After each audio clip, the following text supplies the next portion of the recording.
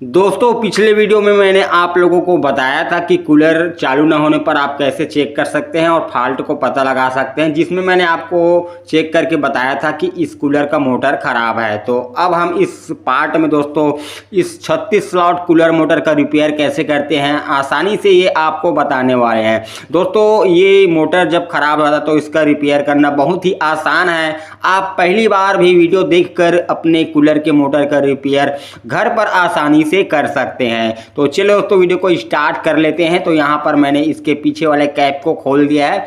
अब मैं यहाँ पर जो वायर है उसको खोलकर फिर से आपको मोटर को चेक करके दिखा देता हूँ कि ये मोटर ख़राब है या सही है। तो मैं यहाँ से कट कर लेता हूँ क्योंकि मुझे पता है कि मोटर ख़राब है। आप टेप को निकाल कर कट कर सकते हैं। यहाँ से आपको चारों तारों को या 3 तार है तो 3 तार को इस तरह से छील लेना है। ठीक है, अब आपको मल्टीमीटर लेना है और चेक करना है। इसमें 2 रेड वायर है, 2 ब्लैक वायर है। तो 2 ब्लैक वायर एक कॉइल का है, 2 रेड वायर दूसरे कॉइल का है। तो मल्टीमीटर को बजर मोड में सेट करना है।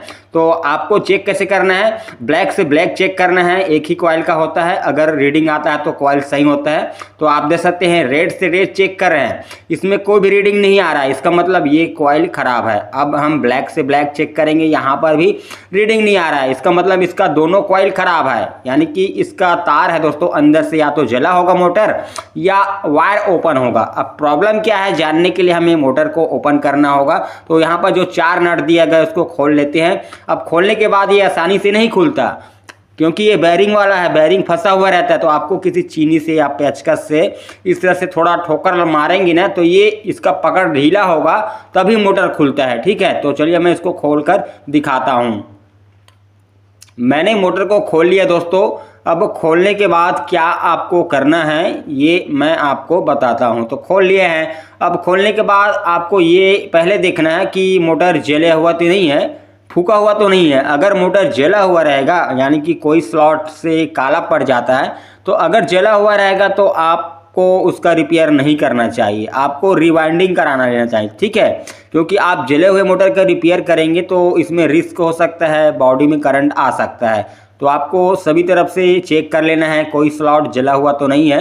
तो ये जला हुआ नहीं है। तो प्रॉब्लम क्या होता है चलिए मैं आपको बताता हूं। दोस्तों ये जो वायर कनेक्शन वायर हम बाहर निकालते हैं वही कनेक्शन वायर जो हम कॉइल के तारों के साथ अंदर में ज्वाइंट करते हैं, उस ज्वाइंट में क्या होता है कार्बन आ जाता है, पाउडर जम जाता है, जिस कारण से सप्लाई मोटर में तो जाता है लेकिन कॉइल में नहीं जाता, जिस कारण से हमारा मोटर घूमता नहीं है, काम नहीं करता और हम उसी को खराब समझते हैं। तो हमें क्या करना है, ये जो धागे से सिलाई हुआ है उसको आपको सावधानी से यहाँ तक कम से कम निकाल लेना है।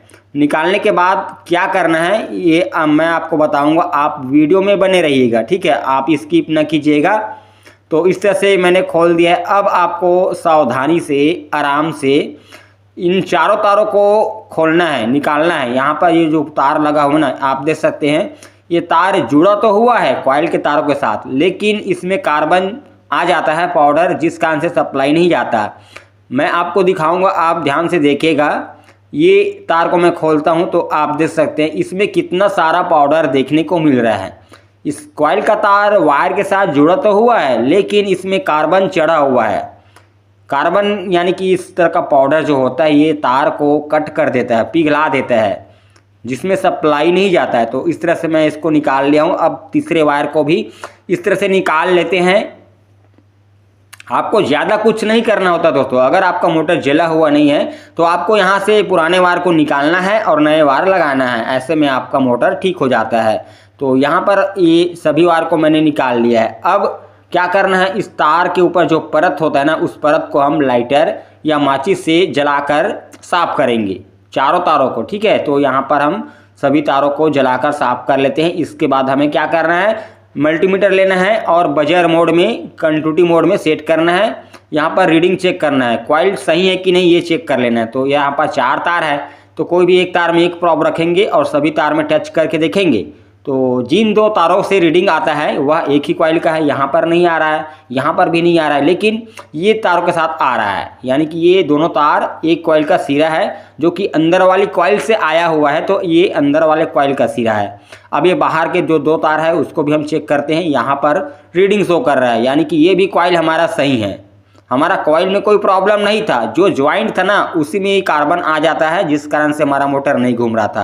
अब पहले 2 तारों में रेड वायर जुड़ा था और दूसरे कॉइल के तार में ब्लैक वायर जुड़ा था, यानी कि 4 तार जुड़ा हुआ था। लेकिन हम 3 वायर का कनेक्शन करेंगे, 3 का करो या 4 का करो मतलब एक ही होता है। तो 3 वायर का कनेक्शन कैसे करना है, आपको दोनों कॉइलों में से एक एक तार आपको लेना है, ठीक है।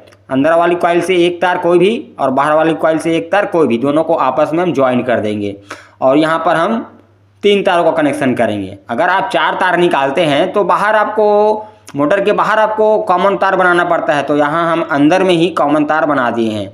अब आपको 3 तार लेना है, 3 तार में 2 वायर सेम कलर का और 1 वायर डिफरेंट कलर का। तो हम यहाँ पर ब्लू वायर डिफरेंट कलर का लिए हैं जो कॉमन तार में जोड़ेंगे और 2 तार बचा है उसमें ब्लैक वायर जोड़ेंगे। तो चलिए हम ये जो कॉमन वायर बनाए हैं रनिंग स्टार्टिंग के तार को जोड़कर इसमें हम ब्लू वायर जोड़ेंगे, जिससे कि हमें पता रहेगा कि ब्लू वाली वायर कॉमन वायर है। अब इन दोनों तारों में ब्लैक वायर को जॉइंट करेंगे, इस तरह से आपको राउंड राउंड लपेटना है अच्छे से छीलकर, ठीक है। अब इन ज्वाइंट को ढकने के लिए हम स्लीव पाइप का यूज करेंगे, अपने हिसाब से कट कर लेंगे जितना हमें ज़रूरत पड़ेगा। अब इसके बाद क्या करना है, हमें बस सिलाई कर देना है यहाँ पर। तो हम यहाँ पर कॉपर यानी कि एल्युमिनियम का तार मेरे पास है, वाइंडिंग वाला वायर, इसके मैं सेट करने के लिए मात्र यहाँ पे बांध दूंगा, ठीक है, ताकि मुझे सिलाई करने में दिक्कत ना हो। तो अब आपको धागे लेना है इस तरह का। आपको ये जो मोटर है इसके हर स्लॉट में गैप होता है, स्लॉट के अंदर बाहर आपको सिंपल सा सिलाई करना है, कोई आपको खास सिलाई करने की ज़रूरत नहीं है, आप इस तरह से सिलाई कर सकते हैं। इसके बाद आपको लास्ट में आपको कॉइल को चेक करके देख लेना है, तभी आपको मोटर को फिट करना है। तो मल्टीमीटर को बजर मोड में सेट करना है। अब 3 तार है तो तीनों तारों में आपस में रीडिंग शो करना चाहिए मोटर सही होने की स्थिति में। तो हम एक प्रॉप को ब्लू वायर में रखेंगे और दूसरे प्रॉप को इन दोनों ब्लैक वायर में टच करके देखेंगे रनिंग और स्टार्टिंग को। तो यहाँ पर रीडिंग शो कर रहा है, एकदम ओके है हमारा कॉइल।